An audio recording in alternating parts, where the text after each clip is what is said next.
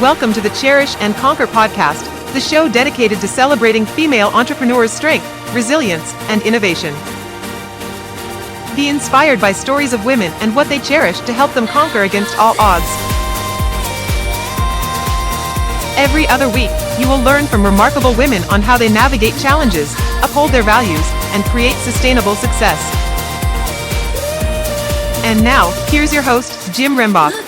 Hello, and welcome to the Cherish and Conquer podcast. And so I have a question for you. Do you have problems, complex problems, that you need to solve? Because this is actually the episode that you want to listen and or watch. Because we have Cheryl Strauss Einhorn on the show today. Cheryl, welcome. Thank you. So good to be here with you. I'm looking forward to this discussion today. So you've actually been doing a lot of research and have a new book that's out. And before we get to talking to that specifically, just in your own words, if you could help listeners and watchers understand, how are you making a difference in the people's lives with the work that you're doing today? Well, I hope that I'm helping to give people greater confidence and conviction that they can reach their goals. If you have a good decision-making process that you think can work well for you, it helps you move better into your good future. And that's a really beautiful way to be able to feel about what is going to be able to unfold for you. Yeah, and how you do that, and I'll give a little bit of context to that. Cheryl is actually the founder of Decisive, and they're a decision sciences company that trains people and teams in complex problem solving and decision-making skills using the AREA method, and we'll talk about that in a second. She's also the author of 3 books, which is Problem Solved, A Powerful System for Making Complex Decisions with Confidence and Conviction, Investing in Financial Research, a decision-making system for better results about financial and investment decisions, and then Problem Solver, which is her most recent, which is maximizing your strengths to make better decisions. So Cheryl, if you could help us understand, the AREA method, and then also what you have learned in regards to how people go about making decisions. Absolutely. So AREA is a system for complex problem solving that is meant to uniquely control for and counter our mental mistakes, these cognitive biases that we all have that help us make many decisions quickly, but don't go away when we're solving for complex problems. And so the idea is to go through each of the steps which take you into different perspectives of a problem so that you really end up with a holistic solution that gives your decision a better chance to succeed. So that is AREA, and just a very brief understanding of what it is. And then your second question was what? What have you learned in regards to how people go about decision making? So what I've recognized is that many people have some kind of a process, but they can't always describe to you what that process is. And they tend to bring the same process over and over, despite the fact that decisions are different from one another. And what my research has shown is something that we all know through experience, but haven't really been able to unpack. And that is that there are really 5 different dominant ways that people solve problems. And if we can understand what those 5 are and which one we are, and the type of problem solver with whom we're making decisions, we can not only strengthen our relationships, but we can make better decisions together.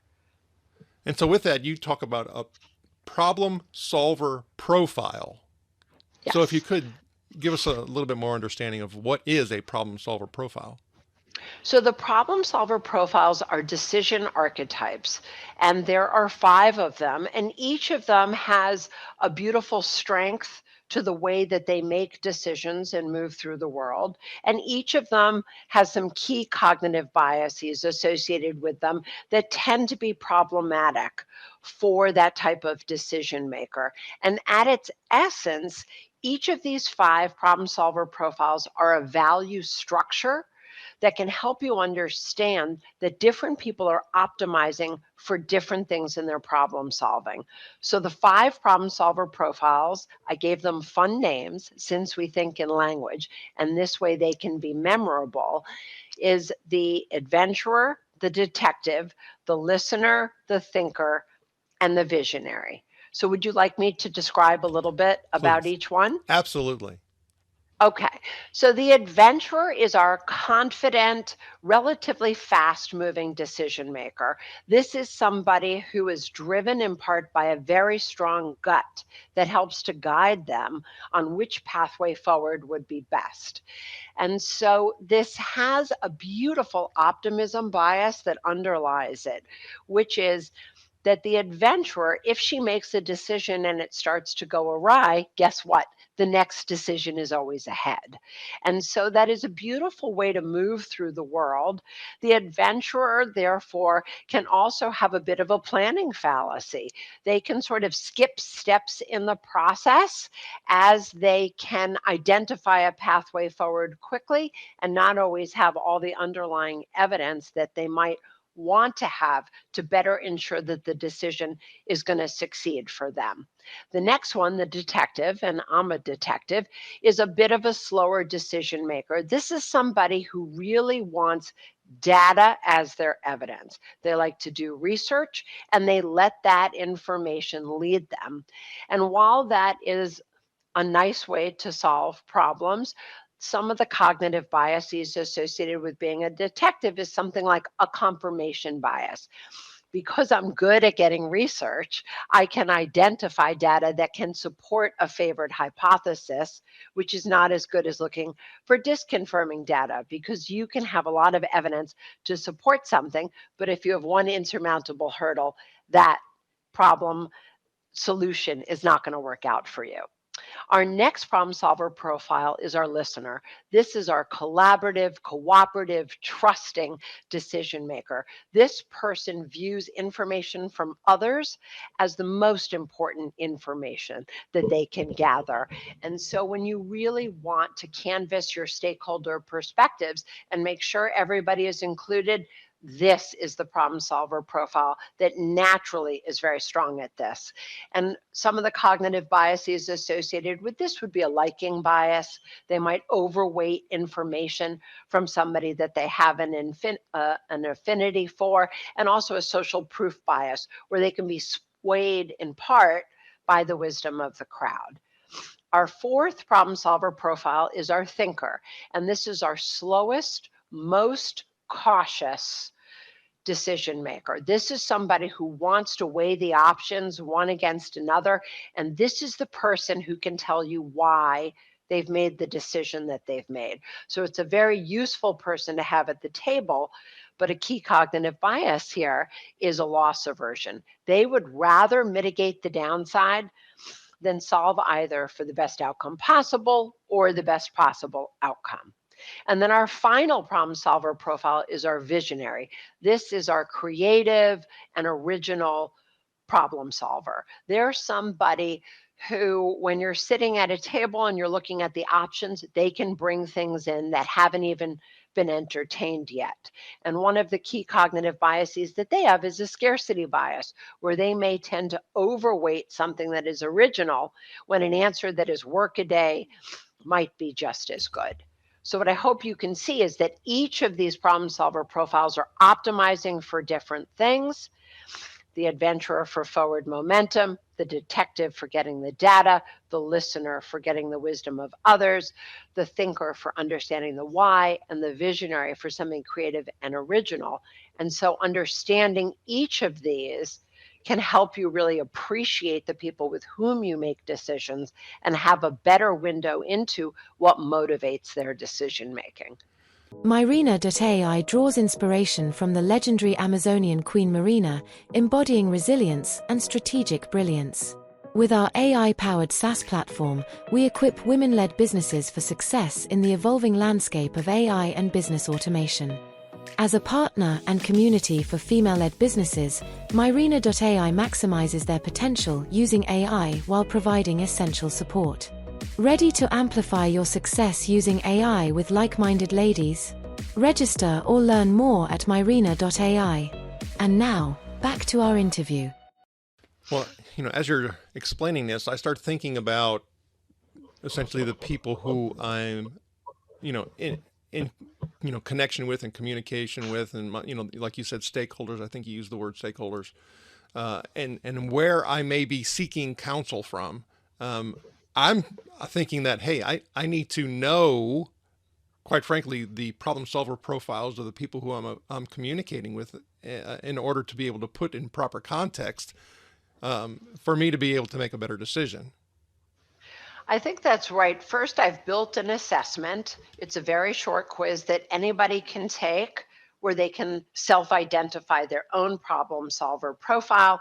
And I will share with your listeners that if they go to app.areamethod, AREA method.com, they can take the assessment and see what problem solver profile they are. And they can also use this with the other stakeholders in their lives and their teams at work, etc. And if you cannot have somebody take the problem solver profile who you are making a decision with, the knowledge of the 5 profiles will allow you to better listen to other people, to understand how they're describing what's important to them in their decision making. And you can always bring that question in. Jim, when you make a decision, what is it that you need in order to be able to move into action? And then they'll tell you, I need the data. I need to know that others are bought in. I need to really understand that I've examined the options, and so on. Well, as you start talking about that, I think the practical application is quite expansive, personally and professionally. And I'm even thinking about it in like a sales type of, conversation, is how do I get past no decision, or maybe even a decision to my competitor, with doing that proper inquiry in that manner? Well, so I have started to think of this as a trust accelerator because I can now listen to you with a clearer lens. I can move into the conversation farther along to speak towards what I think is your incentive structure based on the kind of problem solver profile that I think that you are. And so I find that very useful, and you're right, it can be applied to everything that you're doing during the day as you're making decisions. Okay, so I know you've collected a lot of data. So I don't know if you've collected this data, so it would be interesting to note. When I think about entrepreneurs and female entrepreneurs, do you have the data that allows us to get some understanding into those different types of profiles and where female entrepreneurs may fall in that? So interestingly, I've not seen that there's a gender difference. And I've not seen that there's a career difference. So, you can have a very successful adventurer accountant or thinker accountant, for example. It doesn't seem to matter. Even within families, we have not seen that spouses are the same profile, and we've not seen that the kids are the same as the parents. There seems to be something that maybe is more innate to the individual through the world that may influence their problem solver profile. Of course, we always have our environment acting on us, and the problem solver profiles are not proscriptive. They're not going to tell you what you're going to do next. What I would like you to think of them as is akin to handedness. Most of us are more comfortable with either our right or our left hand, and everything feels more natural with that. Now, you certainly can be ambidextrous, but it's going to take work and it's going to take effort. So, in part, by knowing the problem solver profiles, you also can bring a greater dynamism to the way you're approaching your decisions. Let's say you're a detective like me, but you really would like to build some of those listener strengths. Now that you know the profiles, you could come into a conversation and say, I want to grow into more of the strengths of a listener. And you can see how that feels. It's probably going to be a little bit uncomfortable, but the more that you do it, the more you can also round out some of the different strengths of the different profiles. Okay, so I'd like to see if you can expand on something you said a moment ago when you referred to gut. So, you will hear people say, "Oh, just trust your gut." And then other people Right. will say, "Don't trust your gut," because of many of those biases. So, where do you land on gut in regards to trusting gut, not trusting gut? So I have a TED talk on this called When Your Inner Voice Lies to You. Because what I have found is even though I have come up with this research and I know that I'm a detective, I am catching myself all the time in those detective blind spots. And that's because they're very strong. And they're two sides of the same coin. The same thing that's good about being a detective, ease of finding data that you think is compelling, is also a detective blind spot in the confirmation bias that I can go ahead and pick something that I think is important and overweight that. So, for a detective, trusting your gut may not be that comfortable.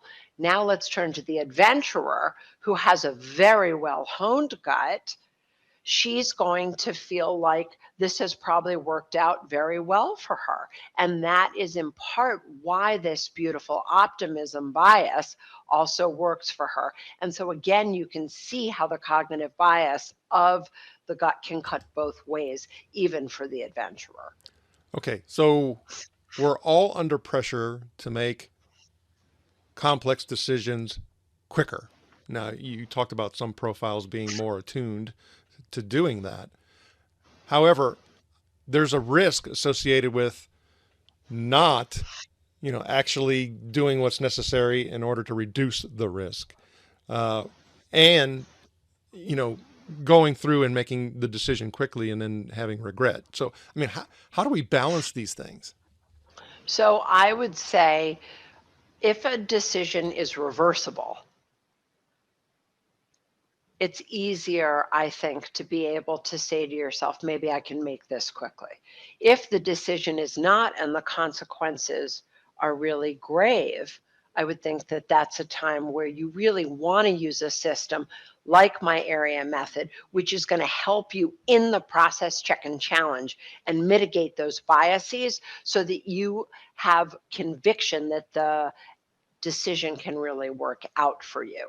So I think speed is not only has very different comfort across the five profiles where the adventurer can move the quickest and the thinker often moves the slowest, but the thinker, if they feel like one option is so much clearly better, they also can move more quickly. So there are times where speed becomes easier and where speed is something where it's a liability. And thinking through not only the evidence, but also the reversibility and the consequences, I think can be a guide to people.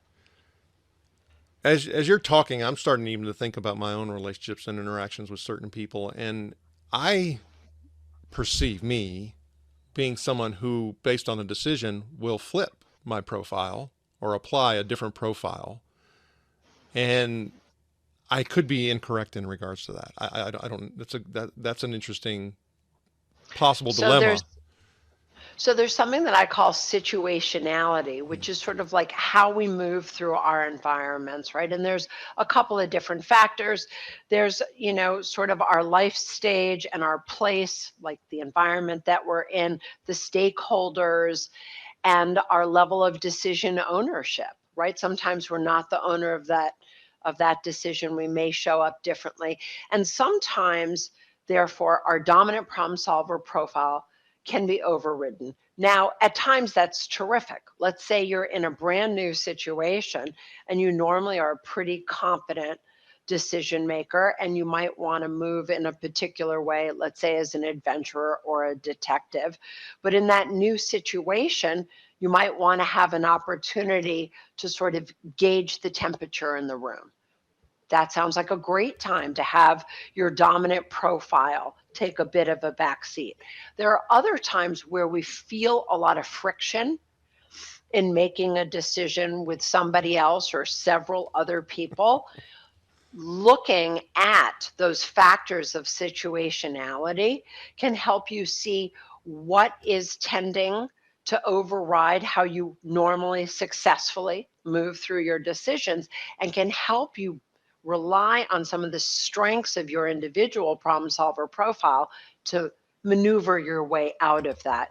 And in my new book, Problem Solver, which you mentioned, which is about these profiles, I have a series of what I call cheetah sheets. So let me explain why I use the term cheetah. The cheetah is our fastest land animal, but that's not why she's such a good hunter. It's that she decelerates up to 9 miles an hour in a single stride. That gives her agility, flexibility, and maneuverability. And that's what we need in a quality decision-making process. So throughout all of my books, so that you can literally rip the tools right off the page and plug them into your life, I have cheetah sheets with guiding questions. So if you're in a situation with friction and situationality seems to have really caused a problem for you, answering these questions in that particular cheetah sheet can help you really open up the pathway to be able to have better momentum and to solve the problem that you're facing. To me, it seems like friction or stress just is inherent when we start talking about these different profiles intermixing and then talking about that application piece. Hey, it's a big decision.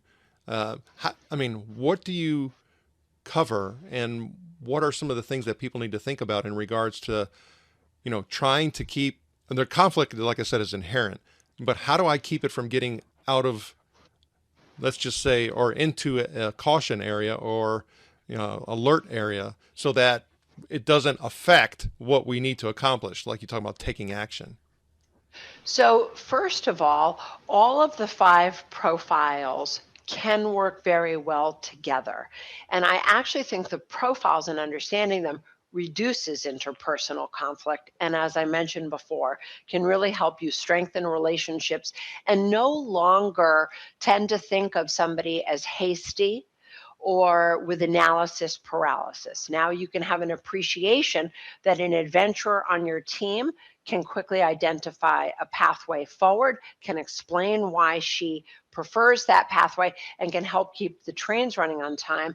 And the same thing with the thinker, they're going to help you prevent the decision from failing. So one thing that the book goes through is how to use these creative tensions as guardrails that help you really set the parameters of a decision and better use each other's strengths.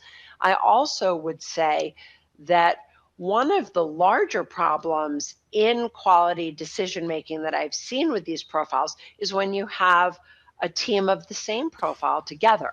That's when you tend to have more likelihood that you're going to amplify the blind spots. And in Problem Solver, one of the key stories that I recount is working with these 2 visionary founders of an organization which is meant to interrupt child sex trafficking in India, which is this intractable, terrible problem. And all you want to do is see these people succeed. But as 2 visionaries together, they could not identify a strategy. They kept saying, the problem keeps moving and we need to move. Well, you can't build a sustainable organization that way. And so in part, by our work together, we were able to better minimize some of those visionary blind spots so they really could come up with a concrete strategy and build an organization around it that would be able to identify a pathway to interrupt the problem that they're trying to solve. And then the last thing I would say on this point is that no one profile is better than another. If you can't have all 5 in the room, you can bring them into the room once you know the 5 profiles by bringing questions from the different vantage points. And that is the best way to be able to mitigate some of these blind spots and to have a more fulsome understanding of the problems you're solving. At the core of Myrina.ai is customization and the innovative AI you process. which uses AI to infuse your personality, style, and vision into cloning you and growing your business.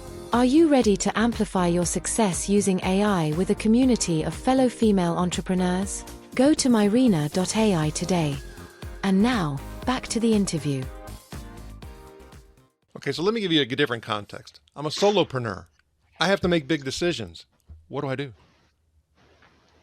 Well, I think that first understanding your profile and how you how you tend to make decisions can help you see some of your natural strengths, and again, which of these blind spots tends to get in your way. And then learning all 5 of the profiles, as I mentioned, and bringing in questions from the different vantage points, that can be really useful. The other thing that I suggest to people is find somebody who knows you as a decision maker. And that person can help you, therefore, more easily say to you, Jim, you're really good at this, but be careful about that, because this is somebody who knows how you make decisions and can also help hold you accountable. And then look for people who make decisions differently. We often want to go to somebody who makes decisions like us. Oh, Cheryl, that's a great idea. But it's much more useful to be able to strength test our decisions by finding somebody who solves problems differently than we do. Well, and that goes back to yet another bias is I'm looking for that confirmation. So I'm going to talk to this person because they're just like me. Right. Okay, so the work that you're doing, I think is phenomenal, especially in today's day and age when we talk about, and the acronym is VUCA, right? Volatile, uncertain, complex, and ambiguous. If we don't improve our skills in the work that you're doing, it I think leads into many of the things that we see from a statistical perspective in regards to business failures and all the things that have downsides to them. So, but I would be interested to know when you start talking about you, and your business, how does it align with the concept of cherish and conquer? How does it align with cherish and conquer? Well,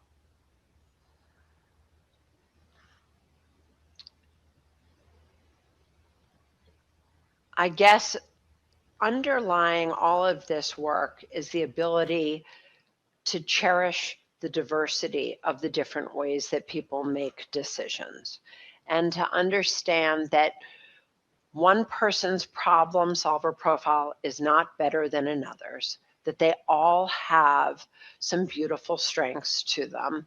And then in terms of conquer, by better understanding the cognitive biases associated with each of our problem solver profiles, we can't ever really conquer them, but we can conquer the lack of understanding that we may have had as to why we get in our own way. And I think that this kind of self-awareness not only can be very affirming for people, oh, this is why I do what I do, but also gives you a way, for the first time ever, I think, to actually have conversations with other people about the most foundational action that we take, which is the decisions that we make. Okay, so I think you opened up me to ask this particular question. What are some key lessons that you've learned about self-love and its impact on your journey as an entrepreneur? I think everybody probably has their own relationship with self-love. Certainly in the world of meditation, which I'm a big fan of, there's a very big movement called self-compassion. And I guess what I would say is one of the things that I do and that underpins the area method is to have what I call an area journal. It's like a decision diary. And if we keep a decision diary, we can have a sense of keeping an audit record of this most foundational piece of who we are. And then we can learn more about ourselves about, oh, this worked out well. Maybe I can do this again. Or this didn't work out well. Did I have bad luck? Or did I have subpar thinking? and so on. And so I think that having a way to build a more open and honest relationship with ourselves probably is a form of self-love. Absolutely. I saw it. That's why I had to ask the question. So thank you for doing that. Okay, can you share a moment when the passion for your business helped you actually fuel perseverance through tough times? Um, One of the things relatively early on after I'd come up with the area methodology was this tough decision about whether or not to hold my son back a year in school. In the year right when most kids enter high school. And I would say that I was very worried about how this would impact my relationship with him. It's a big decision for any family to make a decision like this. And having area, we got to actually do the process together. And it was very moving because we had something that we could talk about where we could move through the different parts of decision making, where we had a language to really build an open discussion and conversation. And even though he was in, eighth grade, that's a real time of discovery. So being able to have a seat at the table in this big problem that we needed to solve together that was going to impact his life turned out to be a nice thing for me to be able to lean on and for us to lean into together. Well, as you say that, I start thinking about, I have 3 kids, and I start thinking about that process. And at some point, some of those discussions came up with one. One was held back. 2 weren't that I think were, should have been, but didn't happen. And some of the things externally that we would get, from people, saying what we should or shouldn't do.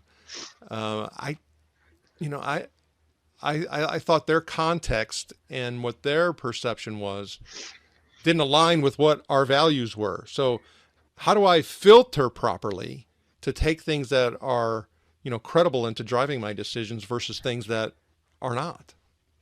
At the very beginning of the area method is a tool to help people develop what I call a vision of success. You and I may look at the same problem, we're solving it for different reasons. And so a good outcome can be very different for us. Your outcome or your vision of success is not better than mine, but it's right for you. And mine is right for me. And in using this tool, you're essentially inverting your problem solving to say, what has to happen in the outcome of the decision for me to know that it has succeeded for me?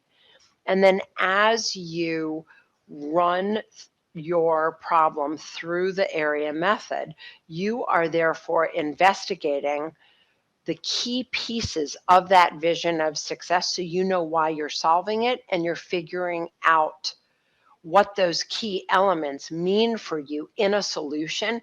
And that becomes very useful in filtering some of those voices and allowing some of those voices to get tested in different parts of the process. Is that relevant for me in this particular decision, even if it turned out to be very important for somebody else? And that can help you to have much greater discernment. Okay, can you share an example of a time when staying true to your principles led to a significant achievement or breakthrough in your business? I think writing my first book, definitely. So my first book, Problem Solved, is on personal and professional decision making, and it introduces the area method. And I didn't know if I'd ever be able to write a book. I had been teaching with the area method at Columbia Business School, and I thought, okay, it's time to see if there is a way that people don't have to get this just listening to me and working with me. Could I actually write this down and give somebody the kindness to just learn it in their own way and on their own time? And so my kids were leaving for camp at the end of June, and we were going to go on a family vacation at a family camp in the middle of August. So I gave myself those weeks to say, could I actually write this book? And I finished the day before they came home. I didn't have an agent. I didn't have a publisher. And somebody said to me, how could you publish a book? Aren't you afraid that people aren't going to like your ideas? And I thought to myself, I would never get the good fortune to have those conversations if I don't put my ideas out there into the world. So that's my example. That's a great example. Can you share a story of a time when you had to pivot or adapt your business strategy? Oh, COVID. I had been doing an awful lot of teaching in person, and then all of a sudden, everything was online. I was supposed to go to Israel to teach in an entrepreneurship program that March. And the flight was March 7th, and I think that things closed March 6th. And all of a sudden, all of this was moved online. We have a very big time change, and we also have a language issue. So that was a big pivot. And what I really experienced firsthand is that teaching live is an entirely different experience to teach well in a virtual world. So I think it lends the question, what did you have to implement in order for you to have the similar outcome?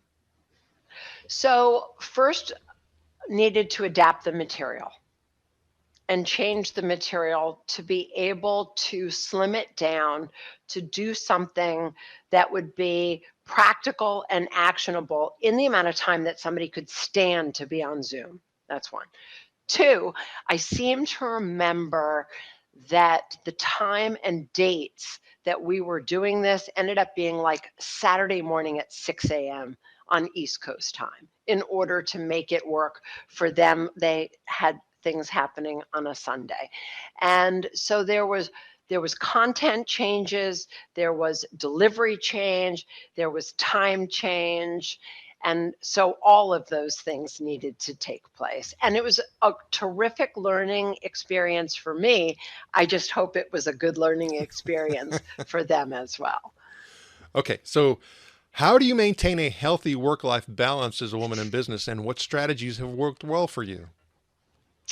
So this is something I've thought about a lot, and I still need to always get better at it. I think people would agree that if you have anything that you're passionate about, it doesn't matter if you're an entrepreneur or not, it's often running in your mind during hours when you're not at work. So thinking about when I'm going to spend time thinking about the work that we're doing has been very useful. And a daily practice of meditation, I find very useful, which is meant for all that noise to have a chance to come forward, notice it, and let it move on.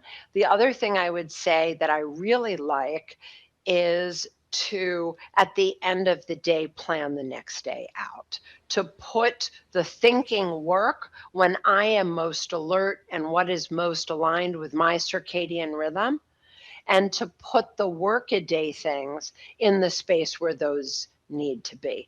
And to also recognize that I try to do what I can to reduce the amount of back and forth in my email so that I don't always have to spend time on a Sunday to just clean it out. And I think that's a perennial problem for all of us as well. Most definitely. So those are a couple of my techniques. Okay, so being the investigator that you are and having the journalist background and all that, you mentioned meditation a couple times. Meditation is just a generic and general word. What have you learned in regards to meditation that would be helpful for listeners and watchers? What I have found most useful, and I really consider this a gift, is that giving myself the time to do the meditation allows all these things that both I know are running in the back of my mind and the things that I didn't know were there. And having that opportunity to see what's actually going on in my mind is really useful. I think it helps with sleep. I think it really helps with focus. And one of the other things, and each person who might do whatever they call meditation puts it in their day wherever they find it most useful. But for me, by putting it sort of right after lunch, it gives me a better afternoon, because almost every day we find that the day doesn't lay out exactly how we thought it was going to go. And for many of us, we have a time in the afternoon when our energy is flagging. But what I have found is by giving myself that transition time to sort of see what's in my mind, to notice and let it go, I have a better afternoon. Well, and that gets, so you said whatever people call as meditation. And to me, I've seen different, disciplines, styles, and there's all kinds of information in regards to what is meditation to certain people. So from an investigative perspective, what have you found about the different styles or types of meditation? There's a bunch of different styles. Different people like different styles. Some people might even say that their swimming or their biking is their meditation. For me, what I have found is, focusing on my breath to the point where I stop focusing on it and I start noticing these threads of thought in my mind that I can notice and let go. So that's very helpful.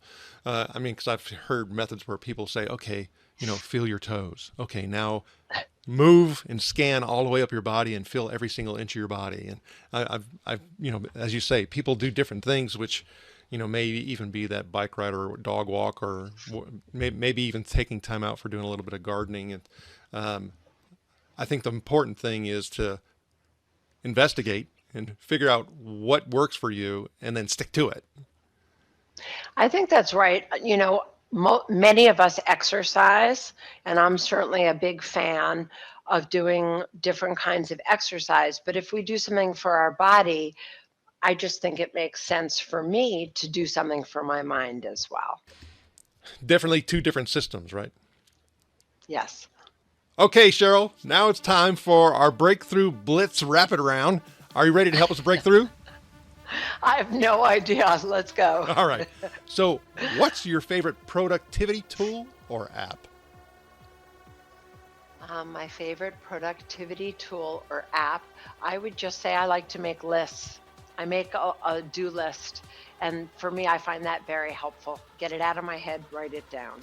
So, what's your favorite way to unwind after a busy day? A walk with my dog. If you could have dinner with any female business leader, living or deceased, who would it be? Oh, I have no idea. There's so many wonderful women business leaders. Um, I don't know. I would probably say my mom. She's like the most interesting person that I know, the best reader I know. She reads more books of greater diversity. And I've just had great admiration for what she's done professionally and how she conducts herself. What's your favorite quote or mantra that keeps you motivated? So my favorite quote I originally got from my dad, which is I think a Henry Ford quote, which is, if you think you can or if you think you can't, you're absolutely right. And the foundation of this is about perseverance and finding your way through as a problem solver. So, what's one piece of advice you would give to aspiring female entrepreneurs? I would say only you can do something for yourself, and that getting started is more important than starting perfectly. As soon as you get started, you can see the road begin to unfold before you. And to the extent that you make mistakes, using that data set to help you do better in the future to fall forward is something that over time is going to help you build your confidence and your conviction that you can get where you're going. Okay, and what's the biggest misconception people have about being a female entrepreneur, and how do you address it in your own experience? I don't know that there's some big misconception about being a female entrepreneur, but I do think that many people think of entrepreneurs as risk takers. And to the extent that you believe in yourself, what better risk could you be taking? Wow, Cheryl Einhorn, fantastic conversation. How do listeners and watchers get in touch with you? Reach out to me, please, at areamethod.com. Again, it's AREA method.com. I hope you'll take a look at some of my books and you'll get in touch about the decisions that you and your teams are making. Cheryl Strauss Einhorn, thank you for sharing your knowledge and wisdom, and we wish you the very best. Thank you so much, Jim. Thanks for tuning into the Cherish and Conquer podcast from Marina. Join our community of trailblazing women at community.marina.ai and get access to exclusive resources, checklists, and guides. If you found value in today's episode, please rate, review, subscribe, and share it across your social platforms. See you soon, and remember, barriers are for breaking.